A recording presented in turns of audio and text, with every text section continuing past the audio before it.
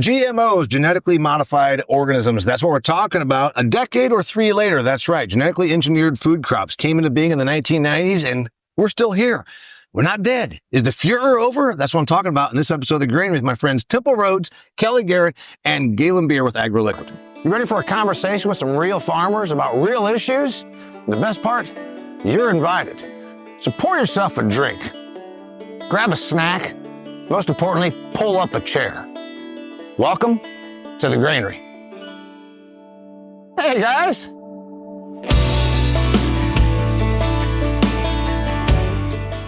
All right, guys, so you heard the topic. By the way, grateful to have our friend Galynn here. He's with AgroLiquid. AgroLiquid, one of our business partners, sponsoring this episode of The Granary. And we thought we have to have somebody on from industry to talk about this. 1996, I think, was the first year we used genetically engineered soybeans, Roundup Ready, as we called them back then. Now, essentially, almost all acres are corn, most acres are soybeans, sugar beets. We can go through alfalfa, a few others, genetically engineered. I'm going to say a decade ago is where the anti-GMO furor was at an absolute fever pitch, maybe 2012 to 2015. And now it seems like it's subsided. Am I right, Galynn? Is the furor over GMOs subsiding? I hear of it less, for sure. I do think that, over time, there has been a little bit of education that's taken place on the GMOs, and that, I think the consumer has other things that they've shifted their focus to a little bit. I do think that it is, as we go forward, though, I still think you're going to hear a lot about it because just a ton of misperceptions out there. People are going to say, in Iowa, nobody's anti-GMO because that's out there where they all bought corn and soybeans. I'm not sure that's accurate, but it's worse out in the East Coast. I'm not sure that's accurate. I think it was a decade or so ago, you could just walk through a suburban grocery store and say the word GMO, and suburban housewives would start ducking under the shelves, and then somebody would want to yell at you about it. But they didn't even know what it was. Exactly. I mean, I've seen, have you seen those interviews that are on like social media, for instance, or whatever? Yeah. Like they'll interview some, college kid that's like, oh, GMOs is killing everybody, blah, blah. What does GMO stand for? And they're like, they look like a deer in the headlights.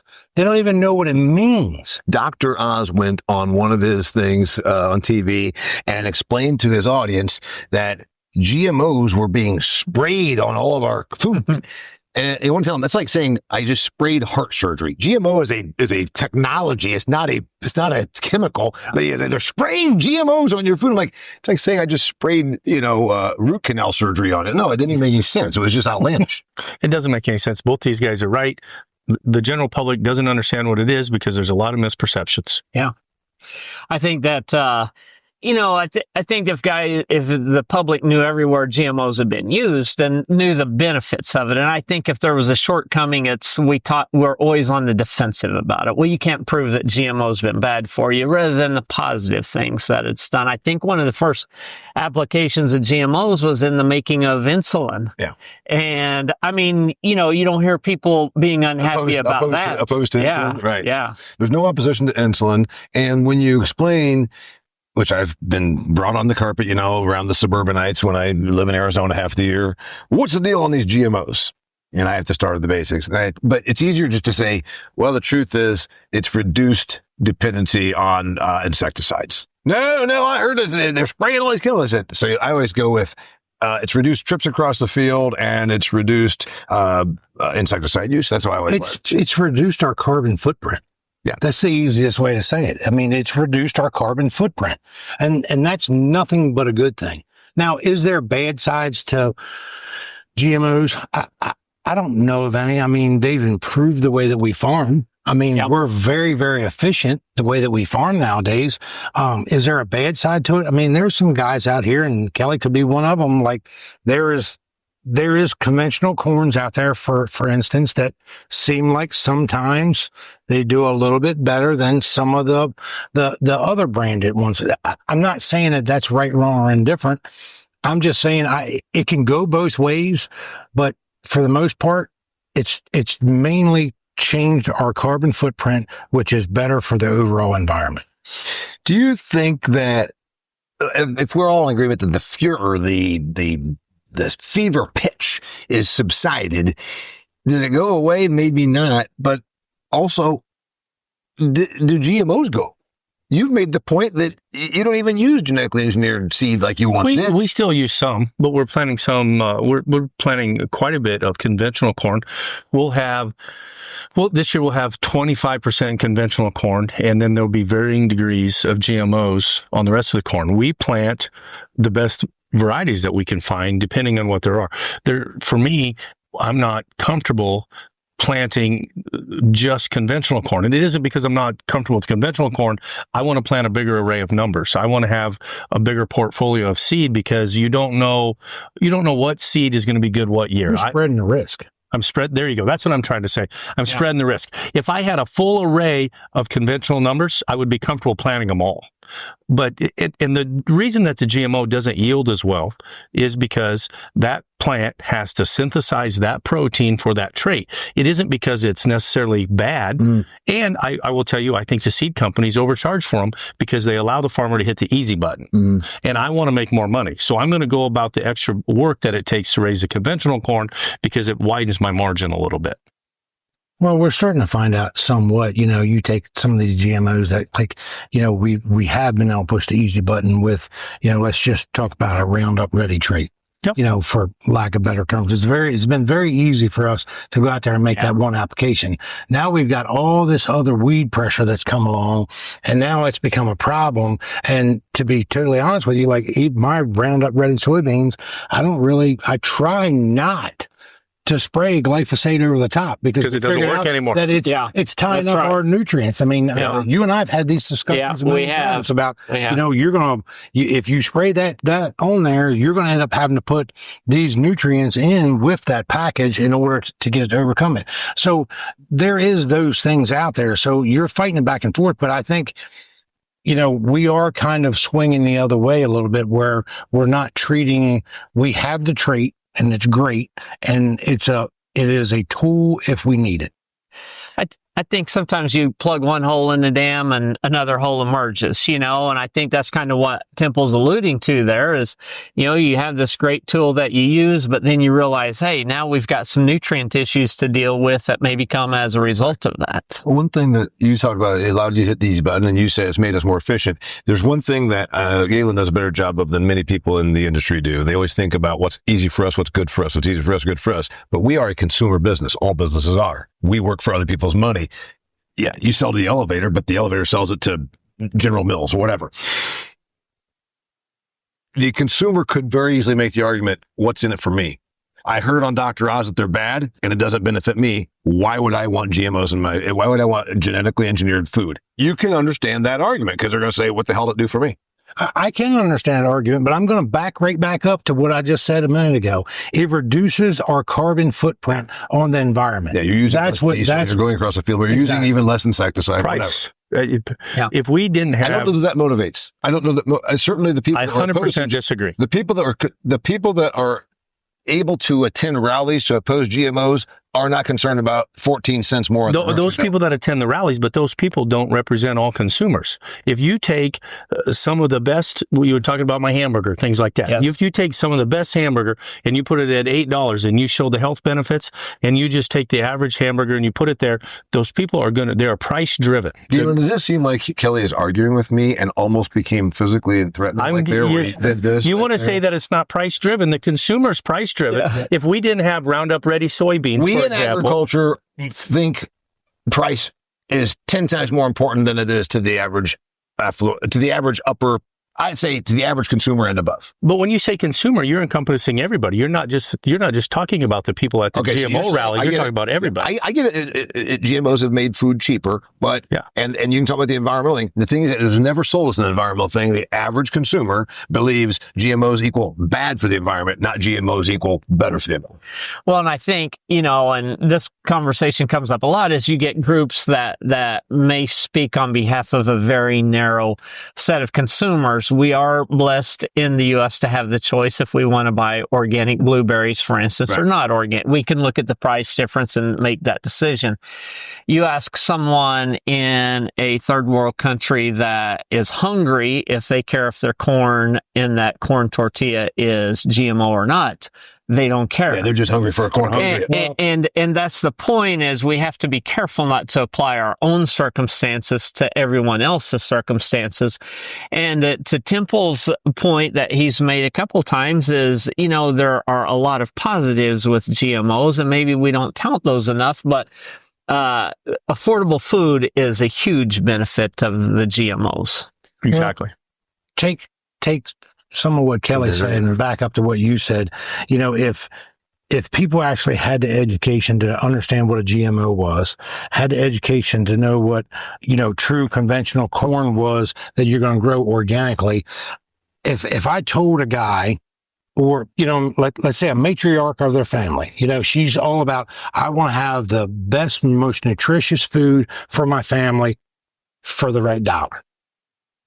Take that matriarch of the family. If she knew how a guy grew organic, that he was spreading manure on the field, and he went out there and spread manure, plowed the ground up, it's bad for the environment. Using copper-based products and lieu of actual chemistry, and then all of a sudden versus what's the other, copper acetosis, whatever when you copper sulfate, the most common. You start accumulating copper in your soil that are almost at like, was this a mine? I mean, it gets lower. So it becomes toxic. So you take that situation, and they're paying for that food, but they believe that is the most nutritious blend because it was organic. Well, they really don't have the education, because if we did it a different way and we used, the AgroLiquids program, for instance, and we use your program, and you take that corn, and when you mill it down and you look at the quality of the nutrition that's in the food products, it is very different. The nutrient density. Yeah, it is very, very different. It's apples and oranges, man. But yet this food over here that you believe is better for your family is nowhere near as nutritious. That's right. At twice the cost. And that is the hard thing to educate the consumer. And I don't know the easy way to do that. To Temple's point, and Kelly and I have sidebar conversations about this quite frequently, is if you grew organically, number one, you need to be near a manure source. And then guess what? You're going to use that same type of manure over and over that's high in some nutrients and low in some. So whatever you consume, if you're consuming watermelons produced on that acre, it's always going to be high in the things the manure was high in and low in the things that it's not.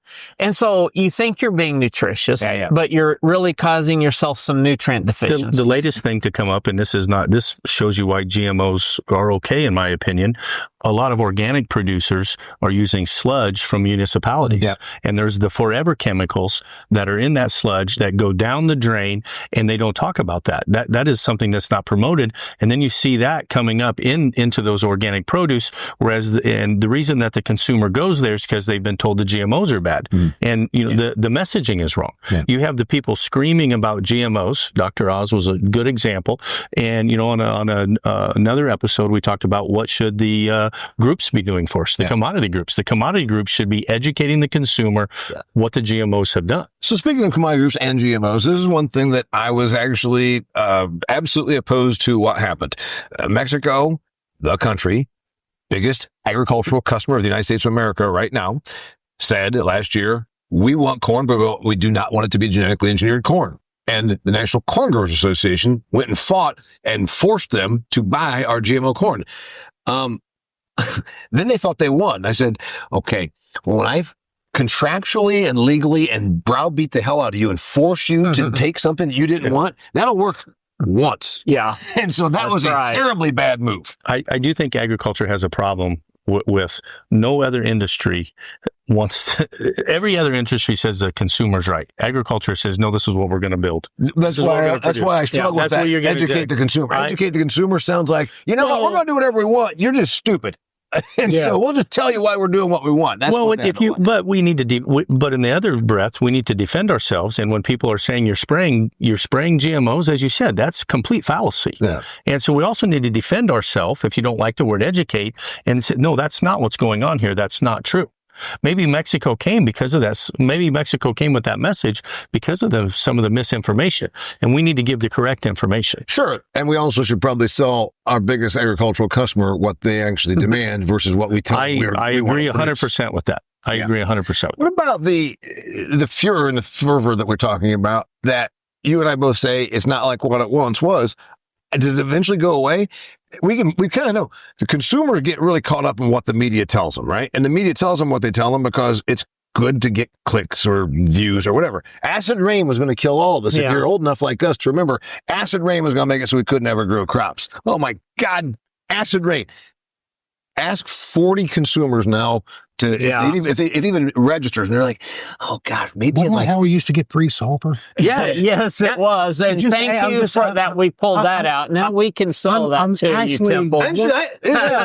Now I have to buy a product from him that I used to get for free. I kind of miss the acid rain. There's compelling evidence that Galynn Beer single-handedly stopped acid rain so he could sell you more sulfur. One voice. And now if I could only have that strong voice against the GMO crowd, right? So does the anti-GMO thing just continue to die a slow death? Because I'm telling you, I don't see it. And then even the marketing, what used to be, you still can buy non-GMO walnuts. And you're like, yeah, that's not even a thing. Okay, but I think you are bringing up a point that does dilute. I think there's a point where a consumer goes, okay, I don't know if I believe the whole GMO thing anymore because marketers have overused it. There's non-GMO water, right, or non-GMO beer, Pecans, or whatever. Right. And the guy that's getting ready to open a beer, does he really care? Yeah. And I think when you see it so much that I think the consumer starts to say, oh, okay, I don't know what's right and what's wrong about GMO, and therefore that message can get a little bit They kind of become diluted. deaf to it. Mm-hmm. Yes. By the way, because of the dilution. If I were selling a food, and it sold me more products, this is where we in ag also, we get mad and say, well, look at what they're doing. They're putting no GMOs and there's no such thing. And I've been guilty of saying, they're telling you no GMOs in this orange juice. There's no such thing as a genetically engineered orange. But the thing is, we also need to think like a marketer and what the consumer is. If it sells me 4% more product and I don't have to be discounting it to put that on there, I'm going to put it on there. Well, I think we hurt ourselves too, right? Because, we keep talking about GMOs and we keep going back, but in the ag industry, we tend to, technology is going so far out of control and we're racing and racing and racing. Mm-hmm. And we continue to stack more on top of more on top of more on top of more. I mean, some of the varieties of corn or beans, whatever, it's multiply stacked with more and more GMOs. So I think we are also creating our own problem. Sometimes we don't know how to help ourselves. We're afraid not to buy a genetic because it's an insurance policy at some point. That's right. And then we're kind of perpetuating the problem a little bit because we're not really deciding what we need at times. Yep. Of course, like I said, it made things easier. And if it's an extra few bucks, then you just say do it. But also, we're probably unnecessarily overusing the technology. Yeah. That's what I'm getting at. That's why I think, sometimes we are definitely overdoing it, and it's going to be hard to fight back from that because, like if you have a stack variety that has 4 or 5 different traits and 2 of those traits in there are an insurance policy, like you said, because you might not know, what happens if I did have it? We don't have the choice sometimes to say, hey, I only need 2 of them traits. Yeah. I don't need 4 of those traits. I've actually, we already know that there's the organic or whatever, and you're looking at, there's a price premium for selling conventional, or my guy down the road sells a different type of, a different type of soybean than a genetically engineered soybean. So the market has actually already worked. If you allow, usually if you're an economics person, if you allow the market to work, it works. Yeah. And I think that, that's one thing that we have to look at a little bit is, we remember the one time we had corn rootworm damage. And so insurance goes in the bag every time, whereas we need to stop and think, is it necessary that we have it? Was that an outlier event? I do remember growing up, seeing we always had a corn rootworm in our area, and that was devastating. You just didn't have treatments for it initially, but I do remember when they came with a chemical to treat it, and I don't recall the name of it today, and it's probably better that I don't for the purposes of this show, but I remember seeing pheasants running out of the fields, looking like they were drunk. Well, is it better now that genetic is built into that plant and you don't have to harm? Yep. So see, that's the thing is we forget the trade-off. Sometimes there are some positive trade-offs that come out of that. One of the things that we and I've read and I've been to the meetings. There's a certain company that obviously was marched against in great masses that ended up getting bought by a European company, and they're the ones that, let's face it, were the first out of the gate with the genetically engineered stuff. They did a terrible job of marketing because they started telling everybody that first off, they were so proud of that they had the proprietary product, and then they also were, I think, almost arrogant in their idea that somehow this wouldn't create the waves that it did. And then it should have just gone with an environmental message. An environmental message would have been just, hey, look at this. Because of this technology, anything else, remember, we've got customers buying electric hybrid cars, believing that they've changed the weather in Uganda. Why didn't anybody think, oh, let's market the environmental message for GMOs, and all of a sudden we're embraced instead of retaliated against? I think there's still a lot, for us to even learn as an industry. Like, we have to own some of these things. And is there a way that, if I have something that can help a crop overcome a stress, then I tend to buy that genetic. What I'm not focusing on at that point is, there something I could have done proactively to help it overcome it? Is there, a better fertility program, whatever that is, that helps that plant better defend itself? And then the next question becomes, let's just say I could crack the code on that, and I tell the farmer, if you do all these things, you can get your crop to be healthy and not need all these other inputs, chemical inputs. What if that costs him $80 and he can solve the problem for $10? A fungicide might be an example. What if we could make something nutritionally able to overcome that? And that's a great point. But the problem is, 15 years ago when this started to become a hot topic, did we know that? Well, I don't know if we still know it for sure. That's what I don't know that we, we're just getting to the point now that we understand what the plant needs, when it needs it, and how it can overcome a lot of these things. That's right. That, GMOs have kind of fixed for us. We didn't know these things 15 years ago. The technology has improved so much. I think that, first off, the fact that once it's gone on this long, and obviously nobody's dead, so there's that. And then also the consumer has fatigue. Remember, we were supposed to be worried about MSG in our food. I don't even know what that is. I still don't know what it is, but there was supposed to be MSG in our food. It's a food preservative. Okay, so there's that. And then there's acid. You just go on every single thing that we got hyped up and told was going to kill us, and it never did. And so that's where I think that is. But I kind of wonder, what's next? What's after GMOs? What happens next? When the fervor is dying down on this, we're going to come up with the next thing that then the media is going to tell the consumer, oh, they're poisoning you out there in those fields in Iowa. I tell you what I think is next. What I think is next is, you take, GMOs have changed the way that we farm, and you still have some conventional farmers that are still doing it. They have a niche market, There's a lot of areas that have non-GMO bean market, or, is there a non-GMO corn market around you? I don't even know. A little bit, yes. Okay, so there is some niche markets out there. So the market works if you allow it. And then you have the organic farming thing, and I feel like the organic thing has been played out. I shouldn't say it's been played out, but I feel like it's been played out somewhat. There's not as much value in that because there's been some false things that have happened within that, and you're paying a premium for a non-nutritious product. I think the next thing is when you get into regenerative agriculture, like the real base of regenerative agriculture, you can grow a crop that you're doing 100% the right thing all the time.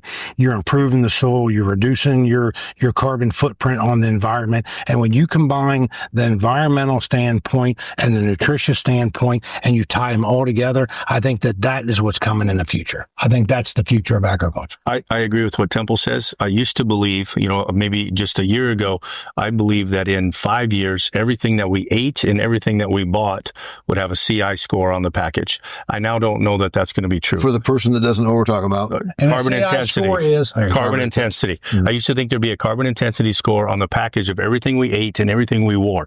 I now don't know that that's true. I now think that what will be on the score is what will be on the package is a nutrient density score, which is exactly what he talked about. That's the next thing that's coming because we're trying to eat nutrients dense food. And now you talk about food is health, food is medicine. You might be getting ahead of another episode we're going to do. So anyway, we'll just stick with the genetically modified situation because you're right. Anyway, we got a few things. Genetically engineered we thought it was going to be a big yield booster, and it really wasn't. I mean, you can get the same yield with non. You have to, it's like fungicide though. Fungicide isn't a big yield maker. Fungicide is a yield protector. And that's what GMOs are. They're a yield protector. So we think the fervor is dying down a little bit. The idea that we needed to have so much quantity, obviously Galynn hears me talk about this all the time. Oh, if we don't have GMOs, we'll never be able to feed the world. Well, we've got 40% of our corn crop is going to the gas tank. So we've more than covered the productive part of it. So I wonder if maybe, did they die a slow death, or do they just kind of, I don't think that every acre goes GMO in the future. I think even less. I could see 5 years from now, less acres are planted to genetically engineered crops. Yeah, I mean, I think I agree with you there that, I mean, we're finding better workarounds. We are finding out some things that help us manage around that, and some of the genetics are pricing themselves out of the market, so that helps as well. I think the thing that, has to continue is for us to learn what the tools are that help us not need the GMO traits. And the other part of that is we were talking about growing organically, and it just kind of popped into my head that if you had something organically grown in an infertile soil, how would a consumer look at walking up to buy a orange that said non-nutrient orange? They like non-GMO, but how would you like to buy a non-nutrient orange? So, these are the things we have to work toward, is how do we monetize the things we know are the right things to do? Right now, it feels like consumers don't want to reward us for CI scores and other things, but if we can figure out how to add that value to the consumer, then we can make them work. Usually it's the companies that are after us that get better at monetizing stuff. Remember the non-GMO verified and all that? Mm-hmm. That was not ag people. That was marketers that came up with that, and it worked. So what's really interesting to me is the fervor started about 10 or so years ago, but we had been using them since the 90s. You talk about a consumer that was late to the protest. we heard nothing about it for the first 10 or 20 years of GMO utilization. It's just, it was an interesting thing that it took that long for there to be this controversy. Don't know. Anyway, we're talking about GMO stuff. I'm sorry. Yes. Do you feel like the GMO controversy has slowed down? Yes. Because I feel like it's really backed off over the last. Yeah. So I'm saying it's slowed down. The zenith of the high water mark of being opposed to genetically engineered was about the time that Dr. Oz still had a popular show. Business of agriculture, what do you attribute that it's going the other way? Consumer fatigue. Yeah. They can only handle being uproared over so many things. COVID might have killed the GMO opposition. Or the term just got so commoditized that people just said, okay, I'm tired of even worrying about it anymore. All right, we'll talk about GMOs at 10 or 20 or 30 years, because it's been out since 1996 in massive amounts, and I should say. And you know what? We have discussions like this all the time right here at the Granary, and that's why we're glad you came along. We're also glad that our friends from AgroLiquid joined us. If you don't know about AgroLiquid, Galynn Beer is with AgroLiquid. Got a wonderful group of people there from St. John's, Michigan. If you want to learn more about their products, we're talking about fertility products so you can spoon feed your crops and absolutely get a big bang for your buck, which of course matters when farm economics are where they are right now. Where do they learn more about your company? AgroLiquid.com. AgroLiquid.com. He's Galynn Beer. He's Temple Rhodes and Kelly Garrett with XtremeAg. I don't think we disagreed that much. You did frighten me a little bit when you started pounding the table. But anyway, we'll get around to that. So next time, I'm Damian Mason, coming at you from the Granary. Thanks for being here. You know what? Pull up a chair the next time. It's always going to be a great discussion. Cheers. All right. You didn't really scare me a little bit. I actually didn't intimidate that much. Man, you gotta have if you're passionate about it, you gotta have a little table pounding, right?